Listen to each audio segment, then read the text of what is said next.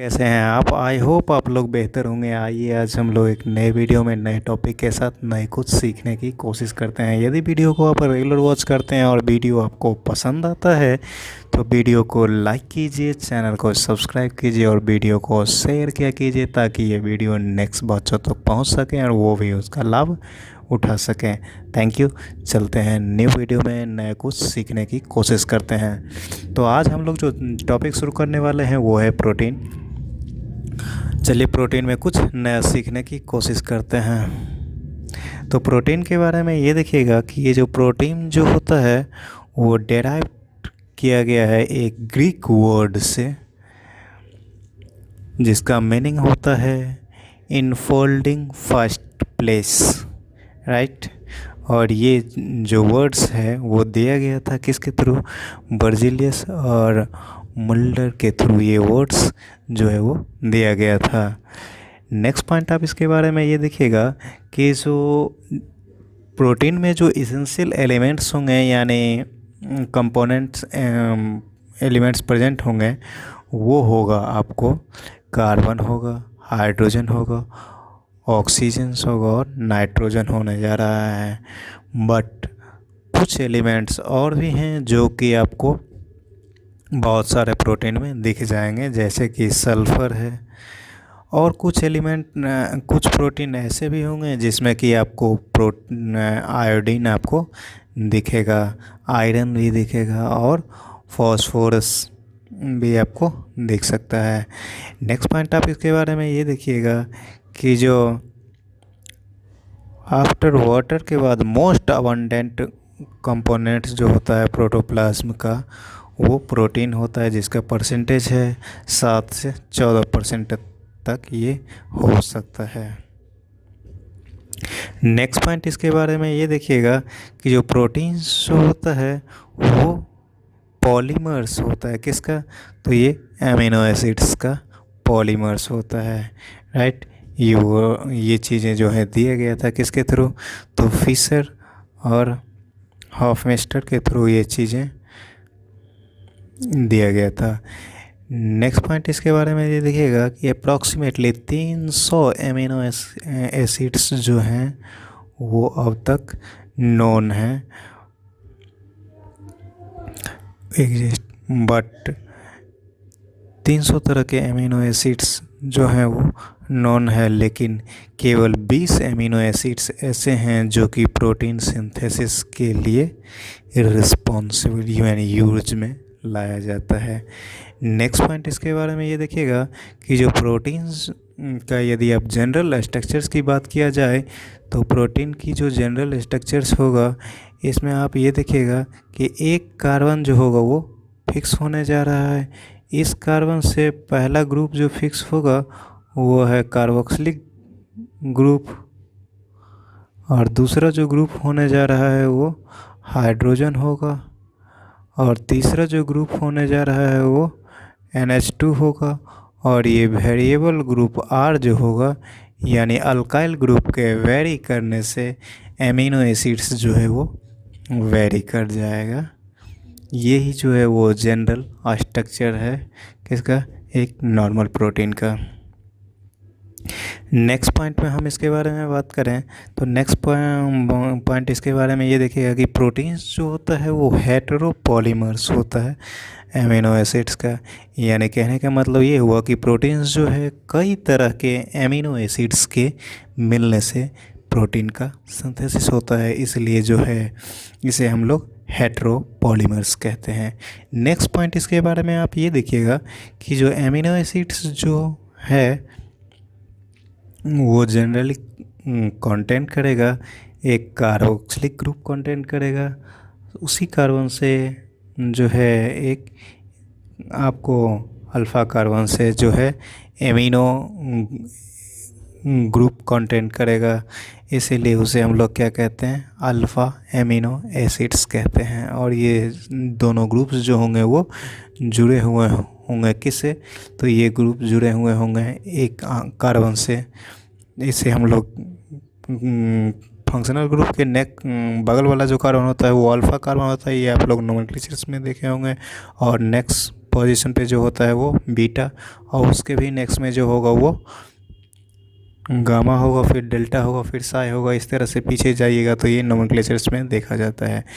Next point इसके बारे में ये देखिएगा कि अमीनो एसिड्स जो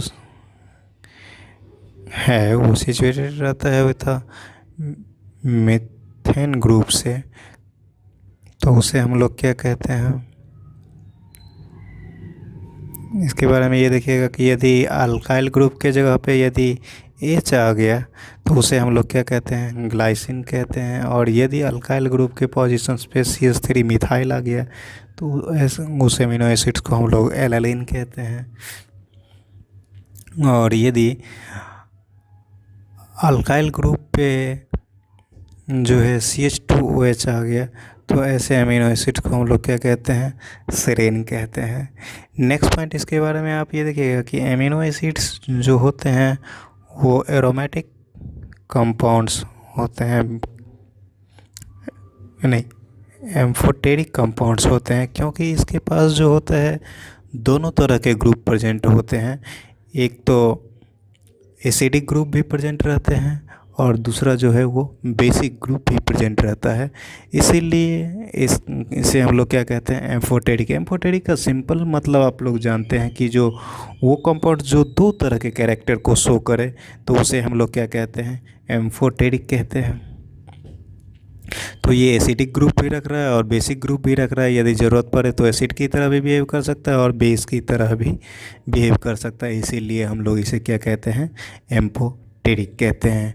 नेक्स्ट पॉइंट आप इसके बारे में ये देखिएगा कि ये जो है आइसो इलेक्ट्रिक पॉइंट पर अमीनो एसिड्स जो है फॉर्म करता है ज्विटर आयन को। यानी आइसो इलेक्ट्रिक पॉइंट कहने का मतलब ये हुआ कि वो पॉइंट्स जहाँ पर कि एसिडिक नेचर और बेसिक नेचर जो होगा इक्वल हो जाएगा, तो ऐसे पॉइंट्स को हम लोग क्या कहते हैं, आइसो इलेक्ट्रिक पॉइंट कहते हैं। और उस पॉइंट पे आप ये देखिएगा कि अमीनो एसिड्स जो होगा वो ज्विटर आयन के फॉर्म में होगा, यानी कि कैटायन पार्ट भी प्रेजेंट होगा और एनायन पार्ट भी सेम कंपाउंड में प्रेजेंट होता है। तो ऐसे कंपाउंड्स को हम लोग क्या कहते हैं, ज्विटर आयंस कहते हैं। जैसे कि इसमें आप ये देखिए, ये जो है आइसो इलेक्ट्रिक पॉइंट पे ये कंपाउंड्स प्रेजेंट है, तो इसमें आप देखिए कि ये नेगेटिव पार्ट्स भी प्रेजेंट है और पॉजिटिव पार्ट्स भी प्रेजेंट है, इसीलिए इसे हम लोग क्या कहते हैं, ज्विटर आयन कहते हैं। यदि आप इसे एसिडिक कंडीशन में शिफ्ट कीजिएगा तो एसिड में क्या होगा, आपको OH प्रेजेंट होने जा रहा है, नहीं एसिड में आपको H+ प्रेजेंट होगा, तो H+ जो होगा नेगेटिव पार्ट से जुड़ जाएगा, तो ये कंपाउंड फॉर्म करने जा रहा है। यूँ ही आप यदि आप बेसिक मीडियन में इसे शिफ्ट कीजिएगा तो बेसिक मीडियन में OH- आयन होगा, तो H+ से इसे जो है ले लेगा, तो ये है इसके पास जो है नेगेटिव आयन आ जाएगा, केवल बच जाएगा, तो ये कंपाउंड बन जाएगा। नेक्स्ट पॉइंट इसके बारे में आप ये देखिएगा कि आइसो इलेक्ट्रिक पॉइंट जो है वो पॉइंट्स होता है जहाँ पर कि अमीनो एसिड्स जो हैं आपको ना ही तो नेगेटिव पोल की ओर मूव करेगा, ना ही तो पॉजिटिव पोल की ओर मूव करने जा रहा है इलेक्ट्रिक फील्ड में, क्योंकि इसके पास जो है दोनों तरह के चार्ज प्रेजेंट होते हैं। इसलिए ये ना ही तो पॉजिटिव पोल के पास मूव करता है, ना ही तो नेगेटिव पोल के पास मूव करता है।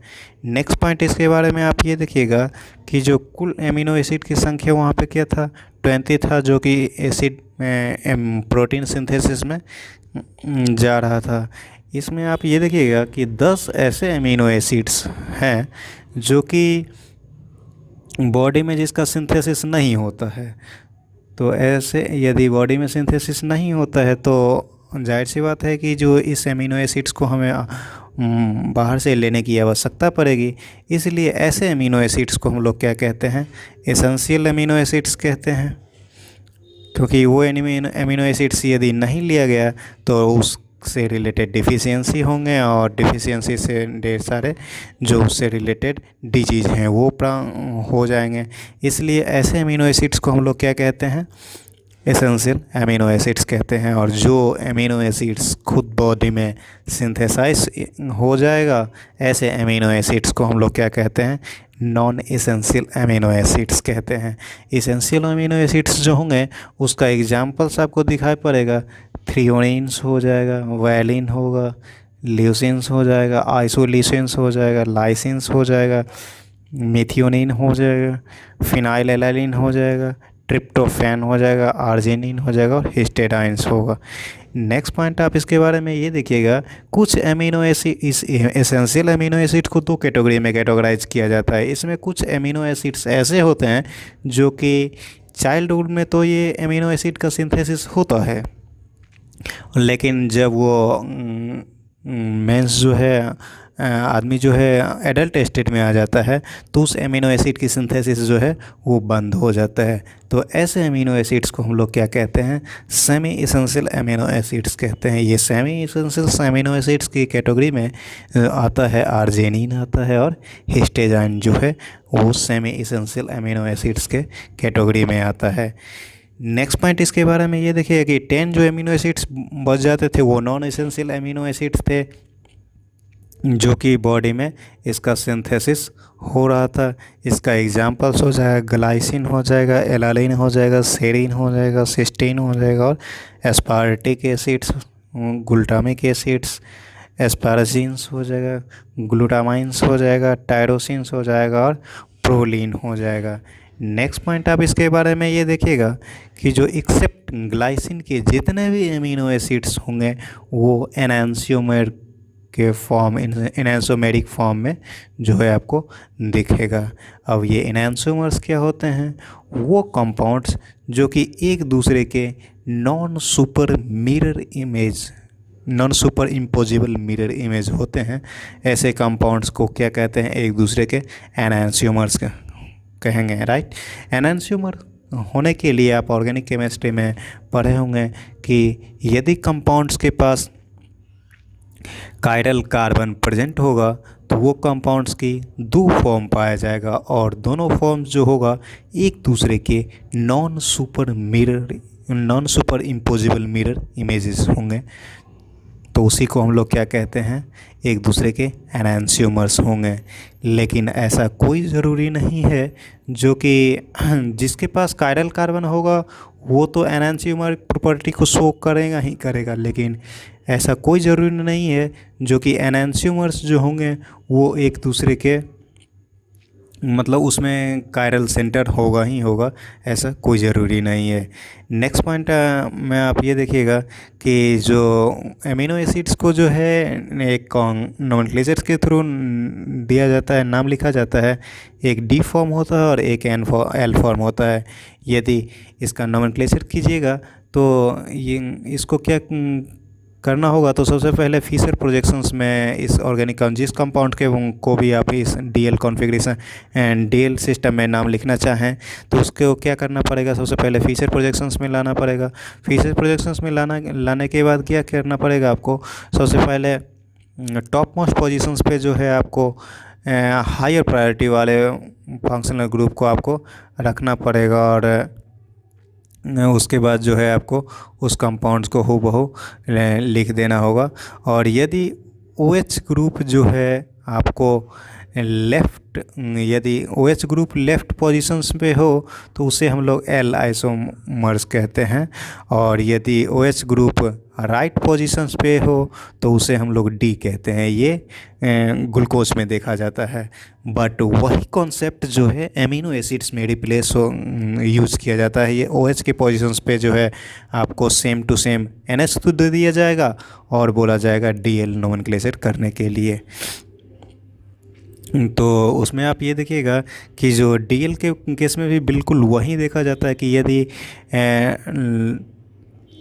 सबसे दूर वाले कार्बन पे जो है OH ग्रुप किस साइड में है, यदि लेफ़्ट साइड में है तो L कॉन्फ़िगरेशन हो जाएगा, और यदि अमीनो ग्रुप्स जो है सबसे दूर वाले कार्बन पे जो है यदि राइट साइड में है तो उसे हम लोग डी आइसोमर्स कहते हैं। नेक्स्ट जो है इसके बारे में आप ये देखिएगा, जितने भी लिविंग ऑर्गेनिज्म होंगे ऑलमोस्ट सभी में एमिनो एसिड्स जो होंगे आपको एल फॉर्म में ही मिलेगा। बट ऐसे कुछ बैक्टीरियाज हैं जिसमें कि है आपको एमिनो एसिड्स जो हैं वो डी फॉर्म में दिख सकते हैं। वो जो है बैक्टीरिया का सेल वॉल्स जो कि एमिनो एसिड्स डी फॉर्म में पाया जाएगा, और कुछ एंटीबॉडीज़ जो हैं जो कि डी फॉर्म में, जिसमें एमिनो एसिड्स जो होंगे वो डी फॉर्म में एग्जिस्ट करेंगे। नेक्स्ट पॉइंट अब हम लोग देखते हैं कि जो एक एमिनो एसिड्स दूसरे एमिनो एसिड से जुड़ता है और एक वाटर मॉलिक्यूल्स, जैसे कि इसमें देखिए कि ये एमिनो एसिड्स है और इस एमिनो एसिड का OH ग्रुप, और ये जो एमिनो एसिड्स है जिसका H ग्रुप दोनों में कंबाइन किया और एक वाटर मॉलिक्यूल का क्या हुआ, रिलीज हुआ, ये वाटर मॉलिक्यूल रिलीज हुआ, और इसके वजह से जो बॉन्ड फॉर्मेशंस होता है उस बॉन्ड को हम लोग क्या कहते हैं, पेप्टाइड बॉन्ड कहते हैं, या इसी को क्या कहते हैं, एमाइड बॉन्ड भी कहते हैं।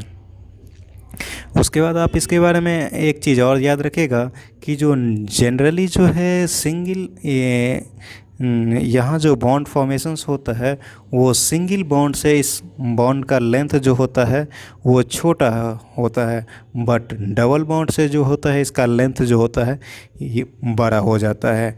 नेक्स्ट पॉइंट इसके बारे में ये देखिएगा ये क्यों होता है, तो आखिर यहाँ पे जो है एक रेजोनेंस की फेनोमेना होती है। नाइट्रोजन का जो लोन पेयर है वो कार्बोनिल के साथ रेजोनेंस में जाने लगता है और ये डबल बॉन्ड जो है वो शिफ्ट कर जाता है सिंगल बॉन्ड के यहाँ पे, तो फाइनल जो स्ट्रक्चर बनता है वो पार्शियली डबल बॉन्ड इन दोनों के बीच में पाया जाता है, जिसके कारण जो है इन दोनों के बीच की बॉन्ड लेंथ, जहाँ पे सिंगल बॉन्ड था उसका बॉन्ड लेंथ कम हो जाता है, बट जहाँ पे डबल बॉन्ड था उसका बॉन्ड लेंथ जो होता है वो ज़्यादा हो जाता है।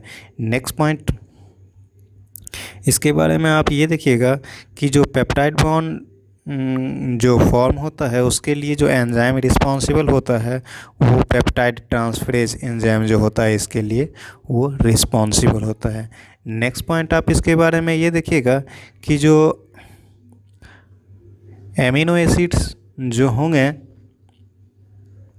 वो एमिनो एसिड्स में आप ये देखिएगा, नहीं, प्रॉपर्टी ऑफ एमिनो एसिड्स जो होगा वो डिपेंड करेगा कि जो वो प्रोटीन जो सिंथेसाइज हो रहा है उस प्रोटीन की नेचर्स जो है वो प्रॉपर्टी जो है वो डिपेंड करता है, किस पॉइंट पे डिपेंड करता है, तो उसमें एमिनो एसिड की सीक्वेंस क्या है और जो प्रोटीन फॉर्म हुआ है उसका कॉन्फ़िगरेशंस क्या है, उस बात पर जो है वो डिपेंड करता है कि ये प्रोटीन जो होगा वो कैसा होगा। नेक्स्ट पॉइंट इसके बारे में ये देखिएगा कि जो है अब एमिनो एसिड्स को जो है क्लासिफाई करते हैं हम लोग उसके कार्बोक्सिलिक ग्रुप और एमिनो ग्रुप उसमें कितने प्रेजेंट हैं, और उसी के बेसिस पे जो है एमिनो एसिड्स को हम लोग क्लासिफाई करते हैं कई सारे ग्रुप में, जिसमें सबसे पहला ग्रुप जो है हम लोग देखते हैं एसिडिक एमिनो एसिड्स के बारे में। तो एसिडिक एमिनो एसिड्स ऐसे एमिनो एसिड्स को कहते हैं, एमिनो एसिड जो है वो रिस्पॉन्सिबल था एसिडिक किस वजह से, तो कार्बोक्सिलिक ग्रुप जो था वो एसिडिक नेचर का था, इसीलिए आप ये देखिएगा कि एसिडिक एमिनो एसिड्स में जो होगा वो कार्बोक्सिलिक ग्रुप की संख्या यदि ज़्यादा हुआ जिस एमिनो एसिड्स में, तो ऐसे एमिनो एसिड्स को हम लोग क्या कहेंगे, उस ऐसे एमिनो एसिड्स को हम लोग क्या कहेंगे, एसिडिक एमिनो एसिड्स कहेंगे। और जब इसे आप सॉल्यूशन में डालिएगा तो सॉल्यूशन में डालने के बाद जो है इस पर जो है नेट चार्ज आपको निगेटिव दिखाई पड़ेगा, क्योंकि जो एमीन ग्रुप है इसमें प्रेजेंट वो एसिड से सॉल्यूशन में जब जाते ही इसका बेसिक पार्ट जो है वो एसिडिक पार्ट से H+ को रिमूव कर लेगा, इसलिए जो है आपको निगेटिव चार्ज जो है फाइनली आपको दिखाई पड़ने जा रहा है। और यदि आप इसे इलेक्ट्रिक फील्ड में दीजिएगा तो ये जो है आपको निगेटिव पोल की तरफ आपको अट्रैक्ट होगा। इसका एसिडिक एमिनो एसिड्स जो है इसका एग्जाम्पल्स हो जाएगा क्या, ग्लूटामिक एसिड्स और एस्पार्टिक एसिड्स जो है एसिडिक एमिनो एसिड्स का एग्जाम्पल्स हो जाएगा। नेक्स्ट जो है वो है बेसिक एमिनो एसिड्स, या इसी का दूसरा नाम है अल्कलाइन एमिनो एसिड्स। यानी ऐसे एमिनो एसिड्स जिसमें कि यह बेसिक ग्रुप के लिए बेस के लिए कौन सा ग्रुप रिस्पॉन्सिबल था बेसिक नेचर के लिए, तो बेसिक नेचर के लिए जो है एमिनो एसिड्स में रिस्पॉन्सिबल ग्रुप था वो NH2 ग्रुप था। तो जाहिर सी बात है यदि NH2 ग्रुप की संख्या ज़्यादा हुआ तो वो एमिनो एसिड्स क्या होगा, बेसिक होने जा रहा है। तो वो एमिनो एसिड्स जिसमें कि NH2 ग्रुप की संख्या COH ग्रुप की संख्या से ज़्यादा हो गया, तो ऐसे एमिनो एसिड्स को हम लोग क्या कहेंगे, बेसिक एमिनो एसिड्स कहेंगे। और इसका एग्जाम्पल्स हो जाएगा क्या, हिस्टेराइंस हो जाएगा, आर्जिनिन हो जाएगा और लाइसिन हो जाएगा। नेक्स्ट पॉइंट आप इसके बारे में ये देखिएगा, ये जब सॉल्यूशन में जाएगा तो सॉल्यूशन में जाने के बाद जो है और उसके बाद जो है इसे इलेक्ट्रिक फील्ड से यदि सेपरेट कीजिएगा तो ये कैथोड की ओर मूव करने जा रहा है, यानी पॉजिटिव चार्ज की ओर ये मूवमेंट करेगा। नेक्स्ट जो कैटेगरी है वो है ऐसे अमीनो एसिड्स जिसमें कि आपको एसिडिक ग्रुप और बेसिक ग्रुप जो है संख्या में सेम होगा, तो ऐसे एमिनो एसिड्स को हम लोग क्या कहते हैं, न्यूट्रल एमिनो एसिड्स कहते हैं। नेक्स्ट पॉइंट आप इसके बारे में 3 जो हो गया था वो आपको बेसिक एमिनो एसिड्स हो गया, और 2 जो था वो आपका एसिडिक एमिनो एसिड्स है, ग्लूटामिक एसिड और एस्पार्टिक एसिड। यानी कुल एसिडिक और बेसिक एमिनो एसिड्स मिला करके कुल संख्या हुआ 5। यानी कुल एमिनो एसिड्स की संख्या जो था प्रोटीन 20 था, जिसमें से 5 तो ये हो गया एसिडिक एमिनो एसिड्स और बेसिक एमिनो एसिड, बाद बाकी बचे 15।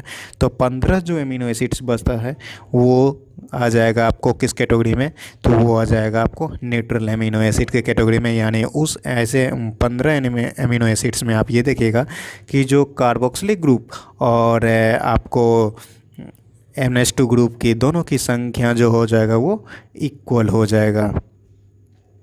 नेक्स्ट पॉइंट में आप इसके बारे में ये देखिएगा कि जो एमिनो एसिड ये न्यूट्रल एमिनो एसिड्स जो है प्रेजेंट होगा आपको सॉल्यूशन में ज़्यूटेरायन के फॉर्म में प्रेजेंट होगा। और यदि आप इलेक्ट्रिक फील्ड के सहायता से यदि आप सेपरेट करना चाहिएगा तो ये जो है आपको सेपरेट नहीं हो सकता, क्योंकि इस पे जो है वो दोनों चार्ज प्रेजेंट होगा। आपको नेगेटिव चार्ज भी प्रेजेंट होने जा रहा है और पॉजिटिव चार्ज भी प्रेजेंट होने जा रहा है। नेक्स्ट पॉइंट आप जो है इसके बारे में देखिएगा तो कुछ खास स्पेशल पॉइंट्स दिए गए हैं अमीनो एसिड्स के बारे में, वो हम लोग देख लेते हैं। सबसे पहला पॉइंट्स जो दिया गया है वो ट्रिप्टोफान के बारे में दिया गया है। तो ट्रिप्टोफान के बारे में आप ये देखिएगा कि जो ट्रिप्टोफान के बारे में आप ये देखिएगा कि जो ये ट्रिप्टोफान के बारे में ये बोला जाता है कि ये एमिनो एसिड्स जो है वो मोस्ट कॉम्प्लेक्स एमिनो एसिड्स है, और ये जो है हार्मफुल होता है in synthesis of amino acids में। और ये जो है सिंथेसाइज किया जाता है ट्रिप्टोफान कहाँ से, तो वो किया जाता है आपको एनिडोलिक एसिडिक एसिड्स से जो है इसका सिंथेसिस किया जाता है। और ये एनिडोलिक एसिडिक एसिड्स जो है ये एक प्लांट ग्रोथ हार्मोन्स होता है। नेक्स्ट जो हम लोग देखने वाले हैं पॉइंट वो है टायरोसिन के बारे में। टायरोसिन के बारे में आप ये देखिएगा, इसका सिंथेसिस जो होता है इन helps in the synthesis of melanin pigment. इसका सिंथेसिस जो है इसके मतलब टायरोसिन के सिंथेसिस जो है मेलानिन पिगमेंट की सिंथेसिस होता है। और ये जो है थायरोक्सिन हार्मोन्स के बनाने में भी इसका रोल होता है। एड्रेनलिन जो कि एपिनेफ्रिन हार्मोन्स है, इसके सिंथेसिस में इसका रोल्स होता है। एड्रेनलिन जो है नॉरएपिनेफ्रिन हार्मोन्स, इसके सिंथेसिस में भी इसका रोल्स होता है। नेक्स्ट पॉइंट अब इसके बारे में ये देखिएगा, नेक्स्ट पॉइंट जो हम लोग देखने वाले हैं वो है प्रोलीन के बारे में। तो प्रोलीन एमिनो एसिड्स में आप ये देखिएगा कि जो सभी एमिनो एसिड्स में जनरली आप देखे थे कि जो NH2 ग्रुप प्रेजेंट था, एक कार्बोक्सिलिक ग्रुप और एक जो है NH2 ग्रुप और दूसरा जो था हाइड्रोजन था और वेरिएबल ग्रुप था। तो NH2 ग्रुप के जगह पे यदि NH ग्रुप प्रेजेंट हो गया तो ऐसे अमीनो एसिड्स को हम लोग क्या कहते हैं, प्रोलीन कहते हैं, और ये सिंगल अमीनो एसिड्स हैं। नेक्स्ट पॉइंट इसके बारे में आप ये देखिएगा कि ये जो है NH ग्रुप प्रेजेंट होता है इंसर्टेड अमीनो NH2 ग्रुप के जगह पे।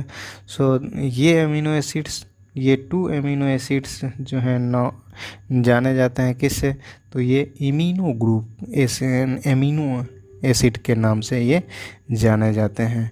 नेक्स्ट पॉइंट हम लोग देखने वाले हैं वो सिस्टीन और मेथियोनिन के बारे में। तो सिस्टीन और मेथियोनिन के बारे में आप ये देखिएगा कि जो ये सिस्टीन और मेथियोनिन जो होते हैं वो सल्फर कंटेनिंग एमिनो एसिड्स होते हैं। नेक्स्ट पॉइंट हम लोग देखने वाले हैं वो किसके बारे में, टायरोसिन, ट्रिप्टोफान और फिनाइल एलानिन के बारे में। तो इसके बारे में आप ये देखिएगा कि ये जो है तीनों जो हैं वो क्या हैं, वो है एरोमेटिक एमिनो एसिड्स हैं, क्योंकि इसके पास जो है बेंजीन रिंग इसके स्ट्रक्चर्स में जो है वो प्रेजेंट हैं, इसलिए ये जो हो जाते हैं वो ऐसे आपको एरोमेटिक एमिनो एसिड के कैटेगरी में आता है। नेक्स्ट जो हम लोग देखने वाले हैं, नेक्स्ट पॉइंट आप एमिनो एसिड के बारे में ये देखिएगा कि जितने भी एमिनो एसिड्स हैं वो सारा का सारा आपको लिवोरेटेटरी यानी एल फॉर्म में पाया जाता था, लेकिन एक्सेप्ट ग्लाइसिन में कोई भी आपको सिमेट्री सेंटर नहीं दिख रहा था, इसलिए उसका कोई भी एनांसोमेरिक फॉर्म नहीं पाया जाता था उसका, राइट। चूँकि दोनों हाइड्रोजन्स जो हैं एक दूसरे के सिमिलर हो जाते हैं, इसलिए कोई भी कायरल कार्बन नहीं बना उसमें, और कायरल कार्बन नहीं बन पाया तो इसलिए उसका कोई एनांसोमेरिक फॉर्म नहीं बन पाया। इसलिए ऐसा बोला जाता है कि जो ग्लाइसिन के अलावा जितने भी अमीनो एसिड्स हैं वो सारा का सारा लिवोरेटेटरी होते हैं। नेक्स्ट पॉइंट आप देखिएगा एमिनो एसिड्स के बारे में, तो नेक्स्ट पॉइंट आप ये देखिएगा कि जो ग्लाइसिन्स जो होता है वो सिंपल लेस्ट एमिनो एसिड्स हैं, और ट्रिप्टोफान जो होगा वो मोस्ट कॉम्प्लेक्स एमिनो एसिड्स होता है, राइट। नेक्स्ट पॉइंट आप इसके बारे में ये देखिएगा कि जो ग्लाइसिस जो था वो सिंपलेस्ट एमिनो एसिड था, और ये ट्रिप्टोफैन जो था वो आपको मोस्ट कॉम्प्लेक्स एमिनो एसिड्स था। नेक्स्ट पॉइंट आप देखिएगा एमिनो एसिड के बारे में कि एमिनो एसिड्स जो है वो पार्टिसिपेट करता है किस में, तो ये पार्टिसिपेट करता है प्रोटीन सिंथेसिस में, जिसे हम लोग क्या ये सिंथेसाइज करता है प्रोटीन को, जिसे हम लोग क्या कहते हैं, प्रोटीन एमिनो एसिड्स कहते हैं। नेक्स्ट पॉइंट आप इसके बारे में ये देखिएगा, those who do not participate उसको हम लोग क्या कहते हैं, नॉन प्रोटीन एमिनो एसिड्स कहते हैं। जो इस प्रोटीन सिंथेसिस में पार्टिसिपेट नहीं करता है उसको हम लोग क्या कहते हैं, नॉन प्रोटीन एमिनो एसिड्स कहते हैं। नेक्स्ट जो इसका एग्जांपल्स हो जाएगा क्या, ऑरेंथेनिलीन हो जाएगा, सिट्रेलिन हो जाएगा, और GABA इसका एग्जांपल्स हो जाएगा। नेक्स्ट जो है हम लोग देखने वाले हैं किसके बारे में, तो अब हम लोग कॉन्फॉर्मेशंस ऑफ प्रोटीन मॉलिक्यूल के बारे में देखने वाले हैं। इसमें सबसे पहला जो हम लोग देखने वाले हैं वो स्ट्रक्चर्स है, प्राइमरी कॉन्फॉर्मेशन और स्ट्रक्चर, यानी प्राइमरी स्ट्रक्चर प्रोटीन का है, सेकेंडरी स्ट्रक्चर्स कह सकते हैं या प्राइमरी कॉन्फ़िगरेशंस कह सकते हैं, राइट। तो प्राइमरी स्ट्रक्चर्स प्रोटीन के बारे में आप ये देखिएगा, जो प्रोटीन सिंथेसिस होता है फर्स्ट टाइम जो स्ट्रक्चर्स बनता है अमीनो एसिड का, जिसमें कि केवल और केवल पेप्टाइड बॉन्ड प्रेजेंट होंगे उसके फॉर्मेशंस में, और प्राइमरी स्ट्रक्चर्स जो फॉर्म होगा जिसमें केवल और केवल आपको केवल और केवल पेप्टाइड बॉन्ड दिखाई पड़ेगा। और इस स्ट्रक्चर्स में आप ये देखिएगा कि ये जो होगा मोस्ट अनस्टेबल स्ट्रक्चर्स होने जा रहा है। तो ऐसे स्ट्रक्चर्स को हम लोग क्या कहते हैं, प्राइमरी स्ट्रक्चर्स कहते हैं। नेक्स्ट आप इसके बारे में ये देखिएगा कि newly protein synthesis on ribosomes जो होता है वो क्या होता है, प्राइमरी स्ट्रक्चर्स ऑफ प्रोटीन होता है। नेक्स्ट जो हम लोग देखने वाले हैं वो सेकेंडरी स्ट्रक्चर्स के बारे में देखेंगे। तो सेकेंडरी स्ट्रक्चर ऑफ प्रोटीन में आप ये देखिएगा कि ये जो होता है वो पैरेलली कॉइल्ड स्ट्रक्चर्स होता है प्रोटीन का। और एडिशन इसमें एडिशनल बॉन्डिंग इसमें प्रेजेंट होते हैं, पेप्टाइड बॉन्डिंग के अलावा एडिशनल बॉन्डिंग इसमें जो होगा वो प्रेजेंट होगा। नेक्स्ट आप इसमें ये देखिएगा कि प्रोटीन एसिड एमिनो एसिड्स जो होंगे वो लिंक होंगे किस के थ्रू, तो हाइड्रोजन बॉन्डिंग के थ्रू लिंक होंगे। ये बॉन्ड फॉर्म होगा किस में, तो ऑक्सीजन और जो होगा एक एमिनो एसिड्स का वो लिंक होगा दूसरे एमिनो एसिड्स के हाइड्रोजन से लिंक होगा और हाइड्रोजन बॉन्ड का फॉर्मेशंस करेगा। और ये सेकेंडरी स्ट्रक्चर्स जो होगा वो 2 टाइप का होता है। पहला जो होगा आपका वो अल्फ़ा हेलिक्स के फॉर्म में होगा और नेक्स्ट जो होगा वो बीटा सीट हेलिक्स के फॉर्म में या बीटा प्लेटलेट सी स्ट्रक्चर्स के बारे में होगा। अब हम लोग सबसे पहले देख लें अल्फ़ा हेलिक्स के बारे में। तो अल्फ़ा हेलिक्स के बारे में आप ये देखिएगा, right handed rotation spirally coiled chain जो होगा प्रोटीन का वो, और ये अप्रॉक्सीमेटली 3.1/2 एमिनो एसिड्स जो होगा एक हेलिक्स में आपको इन्वॉल्व होने जा रहा है। एक टर्न में इतना एमिनो एसिड्स होगा। नेक्स्ट में आप इसके बारे में ये देखिएगा कि ये स्ट्रक्चर्स जो होता है इसमें इंट्रामॉलिक्यूलर हाइड्रोजन बॉन्डिंग आपको दिखाई पड़ने जा रहा है। इसका एग्जांपल्स होगा कि 2 प्रोटीन एमिनो एसिड्स जो होगा सेम चेंज होने जा रहा है इसमें। और इसका एग्जांपल्स हो जाएगा आपको क्या, केराटिन हो जाएगा, मायोसिन हो जाएगा और ट्रोपोमायोसिन इसका एग्जांपल्स हो जाएगा। नेक्स्ट जो हम लोग देखने वाले हैं वो है बीटा हेलिक्स के बारे में और बीटा प्लेटलेट शीथ स्ट्रक्चर्स के बारे में। तो इसके बारे में आप ये देखिएगा कि ये जो होता है जिगजैग फैशन में अरेंज होते हैं। ये प्रोटीन मॉलिक्यूल्स जो होगा इसमें जिगजैग स्ट्रक्चर्स होगा। इसमें 2 और मोर प्रोटीन मॉलिक्यूल्स जो होगा एक दूसरे से हेल्ड होने जा रहा है, यानी बंधा होगा किससे, तो इंट्रा मॉलिक्यूलर हाइड्रोजन बॉन्डिंग से बंधा हुआ होगा। और इसका एग्जांपल्स हो जाएगा क्या, फाइब्रिन यानी सिल्क इसका एग्जांपल्स होने जा रहा है।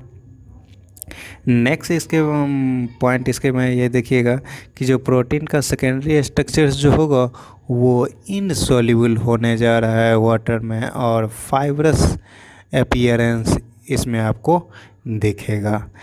नेक्स्ट पॉइंट आप इसके बारे में देखिएगा, केराटिन फाइबर्स जो होता है थॉट रेजिस्टेंट होता है किस से, तो डाइजेशन से। और ये स्टीरियो प्रोटीन्स होता है। हार्डनेस ऑफ केराटिन जो होता है ड्यू टू प्रेजेंट ऑफ इसी सेकेंड बीटा हेलिक्स के वजह से जो है इसका हार्डनेस केराटिन का होता है। नेक्स्ट पॉइंट आप इसके बारे में ये देखिएगा कि जो cysteine amino acids cysteine amino acids जो होते हैं इसमें केराटिन में प्रेजेंट होता है, जिसकी वजह से जो है केराटिन का हार्डनेस पाया जाता है केराटिन में। नेक्स्ट जो हम लोग देखने वाले हैं वो टर्शियरी स्ट्रक्चर्स में। तो टर्शियरी स्ट्रक्चर्स में आप ये देखिएगा कि जो प्रोटीन का टर्शियरी स्ट्रक्चर्स जो होता है वो हाईली फोल्डेड स्ट्रक्चर्स होता है और ये जो है फोल्ड होकर के ग्लोबुलर अपीयरेंस देता है। और ये जो होगा सेकेंड टर्शियरी स्ट्रक्चर्स जो होगा ये पार्ट जो होगा वो आपको वाटर में सॉल्युबल होने जा रहा है और ये कॉइल्ड सॉल्यूशन के फॉर्म में पाया जाएगा। और ये स्ट्रक्चर जो होगा प्रोटीन का वो इसमें आपको निम्नलिखित कुछ बॉन्ड्स प्रेजेंट होता है, जिसकी वजह से इसका कॉइलिंग जो हो जाता है सेकेंडरी स्ट्रक्चर के रिस्पेक्ट में वो इंक्रीज हो जाता है। सबसे पहले प्राइमरी स्ट्रक्चर्स में तो आप देखे थे कि पेप्टाइड बॉन्ड भी प्रेजेंट थे, वो सबसे स्ट्रॉन्गर बॉन्ड प्रेजेंट होता है। नेक्स्ट बॉन्ड जो इसमें पाया जाता है जिसकी वजह से कॉइलिंग होगा तो हाइड्रोजन बॉन्डिंग पाया जाएगा। सल्फाइड लिंकेज भी पाया जाता है अब ये सल्फाइड लिंकेज क्या होता है, तो सिस्टीन मॉलिक्यूल्स जो इसमें प्रेजेंट होंगे इसमें एसएच ग्रुप पाया जाता है। तो दो सिस्टीन मॉलिक्यूल के एसएच ग्रुप मिलेंगे और H2 जो है रिलीज हो जाता है उस बीच में, और जो है एस एस लिंकेज पाया जाता है जिसको हम लोग क्या कहते हैं, डाइसल्फाइड बॉन्ड्स कहते हैं। और इस दोनों के रिलीज होने से जो मॉलिक्यूल फॉर्म होता है वो होता है सिस्टाइन, राइट। नेक्स्ट आप इसके बारे में ये देखिएगा, और ये भी बॉन्ड जो होता है वो काफ़ी सेकेंडरी स्ट्रॉन्गेस्ट बॉन्ड होता है, और ये जो होता है काफ़ी स्टेबलाइज करता है टर्शियरी स्ट्रक्चर ऑफ प्रोटीन को। नेक्स्ट बॉन्ड जो होता है इसको कॉइलिंग के लिए जो रिस्पॉन्सिबल होता है वो हाइड्रोफोबिक बॉन्ड्स, वो भी जो है इसको कॉइलिंग के लिए रिस्पॉन्सिबल होता है। 2 एमिनो एसिड्स जो होंगे वो हाइड्रोफोबिक साइड्स चेन्स जो होंगे यानी एरोमेटिक साइड्स चेन होंगे एमिनो एसिड्स के, वो एक जगह हाइड्रोफोबिक बॉन्ड्स के थ्रू अटैच्ड हो जाएंगे जिसके कारण भी इसका ग्लोबुलर फॉर्मेशंस होता है। नेक्स्ट जो होता है बॉन्ड इसमें जिसके कारण ग्लोबुलर फॉर्मेशंस होगा तो वो बॉन्ड से आपको आयनिक बॉन्ड इसमें प्रेजेंट होंगे, यानी सॉल्यूशन फॉर्म में जाते हैं क्या होगा कि कार्बोक्सिलिक ग्रुप का H+ जो है वो कैचअप कर लेता है कौन, तो एमिनो ग्रुप जो रहता है प्रेजेंट उसको वो इसके H+ ग्रुप को प्रोटोनेशन के द्वारा छीन लेता है और दोनों के में जो है चार्ज क्रिएट हो जाता है जिसकी वजह से आयनिक बॉन्ड का फॉर्मेशंस हो जाता है। दोनों चार्ज कंप्लीट एक दूसरे से पास में आने से आयनिक बॉन्ड का फॉर्मेशंस हो जाएगा।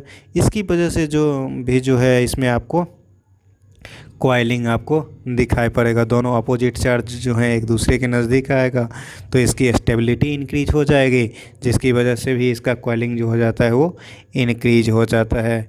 नेक्स्ट जो फोर्स है इसके लिए ग्लोब्यूल फॉर्मेशंस के लिए मेजॉरिटी ऑफ प्रोटीन जो है एंड एंजाइम्स जो हैं वो प्रोटोप्लाज्म एग्जिबिट करते हैं, वो टर्शियरी स्ट्रक्चर्स ही होते हैं। नेक्स्ट जो स्ट्रक्चर्स हम लोग देखने वाले हैं वो है क्वाटरनरी स्ट्रक्चर। क्वाटरनरी स्ट्रक्चर्स में आप ये देखिएगा कि जो 2 पेप्टाइड बॉन्ड्स जो होंगे इसमें आप ये देखिएगा कि 2 पेप्टाइड बॉन्ड्स जो होंगे 2 पॉलीपेप्टाइड चेन्स जो होंगे टर्शियरी स्ट्रक्चर्स यूनिट का वो बिल्कुल डिफरेंट टाइप ऑफ बॉन्ड्स के थ्रू फॉर्म करेंगे क्वाटरनरी स्ट्रक्चर्स को। इसमें डिफरेंट टाइप ऑफ बॉन्ड्स होंगे जैसे कि पॉलीपेप्टाइड चेन्स में भी प्रेजेंट, सिमिलर भी हो सकता है और डिसिमिलर भी हो सकता है, और lactic dehydrogenase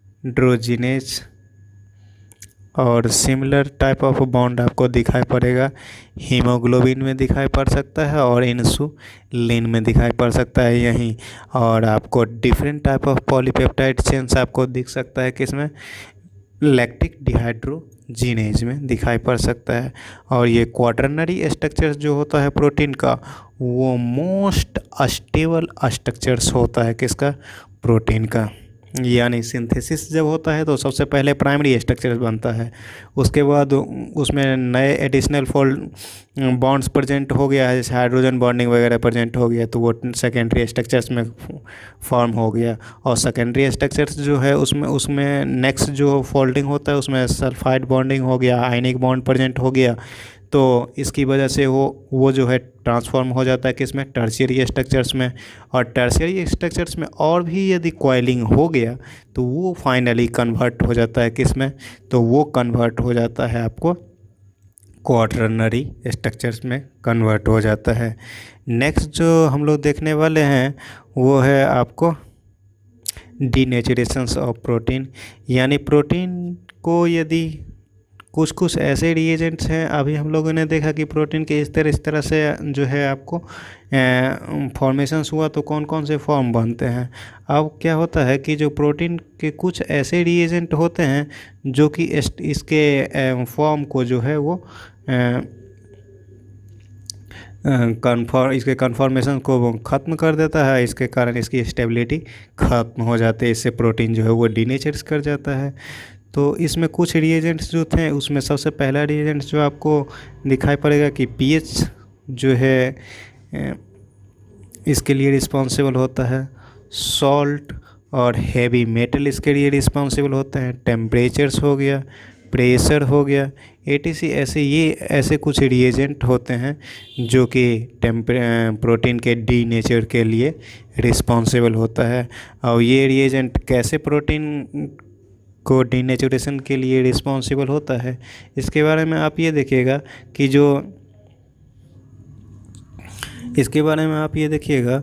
cause of participation of protein में आप ये देखिएगा कि जो फिजिकल स्टेट ऑफ प्रोटीन्स जो है वो ख़त्म चेंज हो जाता है और सेकेंडरी या टर्शियरी स्ट्रक्चर कॉन्फॉर्मेशन जो है प्रोटीन की वो डिस्ट्रॉय हो जाता है।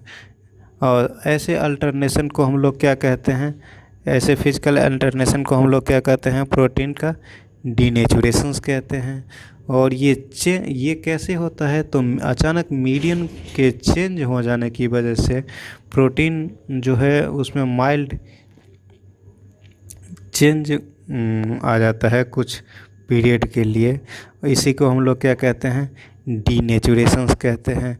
और ये चेंज जो हो सकता है वो टेम्पररी भी हो सकता है और ये चेंज मीडियम का जो होगा वो चेंज परमानेंट भी हो सकता है। नेक्स्ट पॉइंट आप इसके बारे में ये देखिएगा कि ये प्रोटीन जो बिकम्स जो है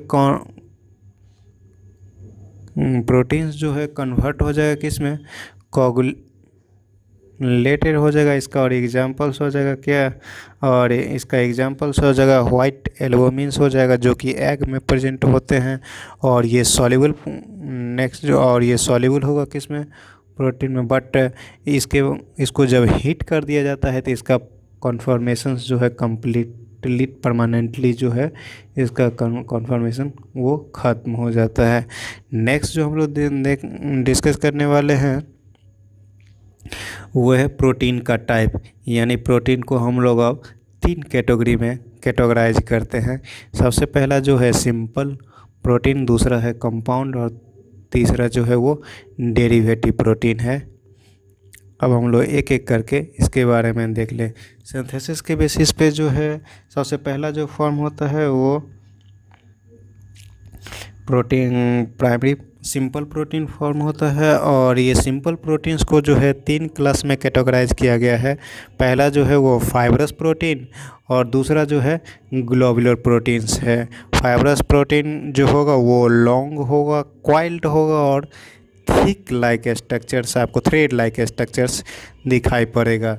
यूं ही आप देखिएगा ग्लोबुलर प्रोटीन को, तो ग्लोबुलर प्रोटीन जो होगा इसका सबसे पहला जो हम लोग फॉर्म देखने वाले हैं वो है रूबिस्को। रूबिस्को में आप ये देखिएगा कि ये जो होगा प्रेजेंट होगा क्लोरोप्लास्ट में प्रेजेंट होने जा रहा है। और ये जो होता है मोस्ट अबंडेंट प्रोटीन होता है पूरे अर्थ पे, राइट। नेक्स्ट जो है ग्लोबुलर में देखेंगे हम लोग किसके बारे में, एल्बुमिन के बारे में। तो एल्बुमिन जो है रिस्पॉन्सिबल होता है आपको, एल्बुमिन जो होता है वो रिस्पॉन्सिबल होता है आपको ब्लड प्रेशर के लिए रिस्पॉन्सिबल होता है। एल्बुमिन का फंक्शन हम लोग देख लेते हैं। तो ये एल्बुमिन जो है आपको दिखाई पड़ेगा किसमें, तो ये एल्बुमिन आपको दिखाई पड़ने जा रहा है। आपको किस में दिखाई पड़ेगा, तो ये दिखाई पड़ेगा आपको मिल्क लेक्ट एल्बुमिन के फॉर्म में दिखाई पड़ेगा। और नेक्स्ट फंक्शन इसका आप देखिएगा कि ये जो है आपको पाया जाएगा एग यॉर्क में पाया जाएगा। और नेक्स्ट पॉइंट है इसके बारे में ये देखिएगा कि ये जो होगा ब्लड एज ए सीरम के एल्बुमिन के फॉर्म में पाया जाएगा। नेक्स्ट जो हम लोग ग्लोबुलर प्रोटीन के बारे में देखेंगे वो है आपको ग्लोबुलिन के बारे में तो ग्लोबुलिन के बारे में आप ये देखिएगा तो ये ग्लोबुलिन जो होगा आपको प्रेजेंट होगा किस में, हीमोग्लोबिन के फॉर्म में प्रेजेंट होने जा रहा है। नेक्स्ट जो हम लोग देखने वाले हैं वो हिस्टोन प्रोटीन के बारे में। तो हिस्टोन के प्रोटीन के बारे में आप ये देखिएगा जो यूकैरियोटिक में ये हिस्टोन प्रोटीन प्रेजेंट होता है डीएनए के में, और जिसकी वजह से ये कॉइलिंग होता है डीएनए में। और नेक्स्ट पॉइंट आप इसके बारे में आप ये देखिएगा कि लाइसिन और आर्जिनिन एमिनो एसिड्स जो होगा वो प्रेजेंट होने जा रहा है मोर अमाउंट आपको हिस्टोन के साथ। नेक्स्ट जो हम लोग देखने, इससे पहले हम लोग सिंपल प्रोटीन देख रहे थे, तो सिंपल में सबसे पहले हम लोग जो देखने वाले हैं वो है कोलाजन। कोलाजन के बारे में आप ये देखिएगा कि ये कोलाजन जो होता है मोस्ट अबंडेंट प्रोटीन होता है एनिमल बॉडी में, और ये 1/3 पार्ट ऑफ टोटल प्रोटीन्स जो होगा वो कोलाजन प्रेजेंट होने जा रहा है। नेक्स्ट पॉइंट कोलाजन के बारे में आप ये देखिएगा कि ये प्रेजेंट होता है किस में, तो ये प्रेजेंट होता है इन कनेक्टिव टिश्यू में प्रेजेंट होगा। नेक्स्ट पॉइंट आप इसके बारे में ये देखिएगा कि ये जो होगा वो थ्रेड लाइक कोलाजिन्स, जिसको हम लोग क्या कहते हैं, टेंडोन कहते हैं। नेक्स्ट सिंपल प्रोटीन का पार्ट जो देखेंगे हम लोग वो है आपको इलास्टिन। इलास्टिन के बारे में आप ये देखिएगा कि ये जो होता है वो कनेक्टिव टिश्यू में प्रेजेंट होगा। और नेक्स्ट पॉइंट इसके में ये देखिएगा कि ये जो होगा थ्रेड इलास्टिन, जिसको हम लोग क्या कहते हैं, लिगामेंट कहते हैं।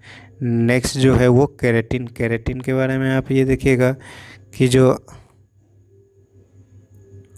नेक्स्ट जो हम लोग देखने वाले हैं वो कंपाउंड प्रोटीन के बारे में देखिएगा। तो कंपाउंड प्रोटीन के बारे में आप ये देखिएगा कि कंपाउंड प्रोटीन को 2 पार्ट में कैटेगराइज किया गया है। सबसे पहला जो पार्ट है कंपाउंड प्रोटीन का वो बना हुआ होगा किसका, एमिनो एसिड्स का ये बना हुआ होगा। और दूसरा पार्ट जो है नॉन एमिनो एसिड्स पार्ट जो होगा वो फोटोसिंथेटिक ग्रुप के फॉर्म में पाया जाएगा। अब हम लोग type of protein on the basis of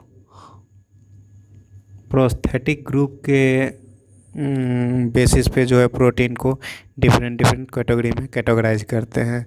सबसे पहला कैटेगरी जो हम लोग देखते हैं वो है न्यूक्लियो प्रोटीन के बारे में।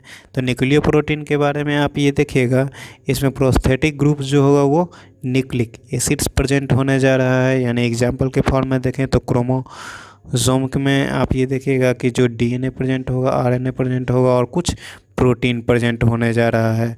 और राइबोसोम में आप ये देखिएगा तो आरएनए में आप ये देखिएगा कि जो उसके साथ भी कुछ प्रोटीन आपको दिखेगा। यूँ है वायरस में आप ये देखिएगा कि वायरस में ऐसी चीज़ें नहीं होता है। बट दूसरा पार्ट्स जो हम लोग दूसरा जो एग्जांपल देखने वाले हैं वो है क्रोमोप्रोटीन। तो क्रोमोप्रोटीन में आप ये देखिएगा जो प्रोस्थेटिक ग्रुप्स जो होगा इसमें आपको क्रोमोप्रोटीन्स में सबसे पहले हम लोग जो देखने वाले एग्जांपल्स में आपको देखेगा क्या देखने वाले हैं वो हीमोग्लोबिन। हीमोग्लोबिन्स में जो है मेटल आपको पाया जाएगा क्या, आयरन पाया जाएगा और इसका कलर जो देखिएगा वो रेड होगा।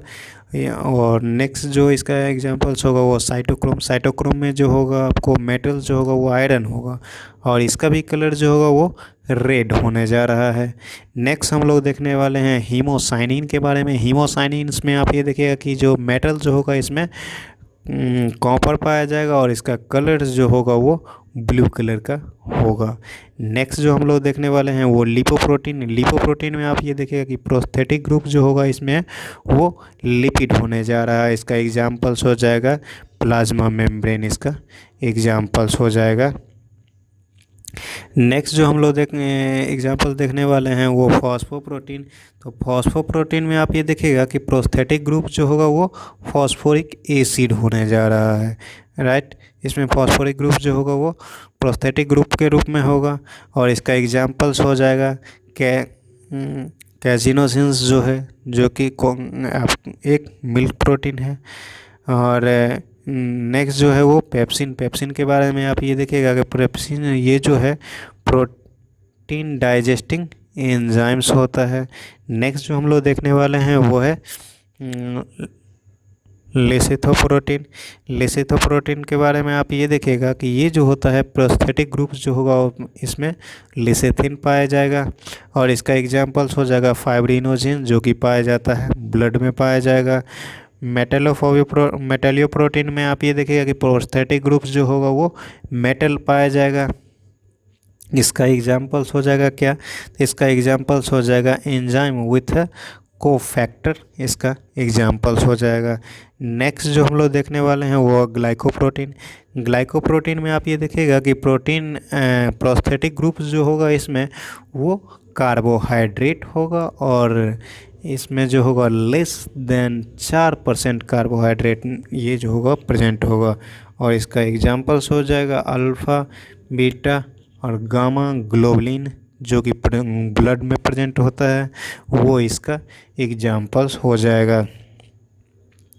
नेक्स्ट जो हम लोग देखने वाले हैं वो ग्लाइकोप्रोटीन जो कि प्रेजेंट होगा सेल मेम्ब्रेन में, वो हेल्पफुल होने जा रहा है किस में, सेल रेगुलेशंस के लिए।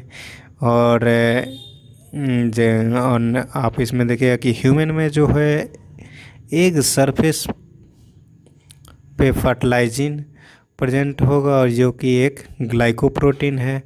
दूसरा आप देखिएगा कि स्पर्म के सरफेस पे जो होगा एंटी फर्टिलाइजिन प्रेजेंट होगा जो कि एक सिंपल प्रोटीन होता है। नेक्स्ट जो हम लोग देखने वाले हैं वो है म्यूकोप्रोटीन। म्यूकोप्रोटीन में आप ये देखिएगा कि जो ये म्यूकोप्रोटीन जो होता है इसमें प्रोस्थेटिक ग्रुप जो होगा वो कार्बोहाइड्रेट होगा और ये कार्बोहाइड्रेट 4% से ज़्यादा होने जा रहा है। अब हम लोग देख लें सिंपल स्पेशल पॉइंट प्रोटीन के बारे में, तो सबसे पहले हम लोग देख लें किसके बारे में, तो मोनोमेरिक प्रोटीन के बारे में। तो मोनोमेरिक प्रोटीन में आप ये देखिएगा कि प्रोटीन जो होगा वो बना हुआ होगा on the basis of peptide chain के बेसिस पे जो है इसको मोनोमेरिक प्रोटीन को हम लोग देखते हैं एक पॉलीपेप्टाइड चेन का बना हुआ होगा, इसलिए हम लोग उसको क्या कहते हैं, मोनोमेरिक प्रोटीन। नेक्स्ट जो हम लोग देखने वाले हैं वो ओलिगोमेरिक या पॉलीमेरिक या मल्टीमेरिक प्रोटीन। तो ये क्या होता है इसके बारे में आप ये देखिएगा कि ये बना हुआ होगा एक से ज़्यादा तरह के पॉलीपेप्टाइड चेन से, उसे हम लोग क्या कहते हैं, ओलिगोमेरिक प्रोटीन्स कहते हैं। अब हम लोग कुछ प्रोटीन और उसके फंक्शन के बारे में देख लें। तो प्रोटीन और उसके फंक्शन में सबसे पहले हम लोग देख लें तो कोलाजन के बारे में सबसे पहले हम लोग देखेंगे कोलाजन के बारे में। तो कोलाजन के बारे में आप ये देखिएगा कि ये जो होगा वो इंट्रासेलुलर ग्राउंड सब्सटेंस के फॉर्म में पाया जाएगा ये कोलाजन। दूसरा हम लोग देख लें ट्रिप्सिन के बारे में। तो ट्रिप्सिन के बारे में आप ये देखिएगा ये जो है एक एंजाइम्स है। दूसरा हम लोग देख लें इन्युलिन के बारे में। तो इन्युलिन के बारे में आप ये देखिएगा ये जो होगा एक हार्मोन्स होता है। नेक्स्ट जो हम लोग देखने वाले हैं वो है एंटीबॉडी के बारे में। तो एंटीबॉडी में आप ये देखिएगा कि ये जो होता है वो फाइट इन्फेक्शनस एजेंट होता है। और नेक्स्ट जो हम लोग देखने वाले हैं वो रिसेप्टर के बारे में। तो रिसेप्टर्स जो के बारे में आप ये देखिएगा ये जो होता है सेंसरी रिसेप्टर्स, ये रिस्पॉन्सिबल होता है स्मेल के लिए, टेस्ट के लिए और हार्मोन के लिए और भी चीज़ों के लिए ये रिसेप्टर्स रिस्पॉन्सिबल होता है। नेक्स्ट जो हम लोग देखने वाले हैं वो है GLUT फॉर ग्लूट फोर के बारे में आप ये देखिएगा कि ये जो होगा इनेबल्स होगा ग्लूकोज ट्रांसपोर्ट इनटू सेल के लिए ये रिस्पॉन्सिबल होगा। अब कुछ खास पॉइंट दिया गया है इसके बारे में आप देख लेते हैं। तो सबसे पहला खास पॉइंट जो दिया गया है वो काइटिन के बारे में। तो इसके बारे में आप ये देखिएगा कि ये जो होगा एग्जाम्पल्स होता है होमोपॉलीसेकेराइड के, जो कि हम लोग डिस्कस कर चुके हैं। नेक्स्ट आप देखिएगा कि जो प्रोटीन जो होगा ओनली राइट हैंडेड हेलिक्स, जितने भी प्रोटीन लिविंग ऑर्गेनिज्म में पाया जाएगा वो राइट हैंडेड हेलिक्स के फॉर्म में ऑब्जर्व किए जाते हैं। नेक्स्ट जो हम लोग देखने वाले हैं सेलुलोज के बारे में। सेलुलोज के बारे में जो होता है ये कभी भी आपको आयोडीन टेस्ट नहीं देता है।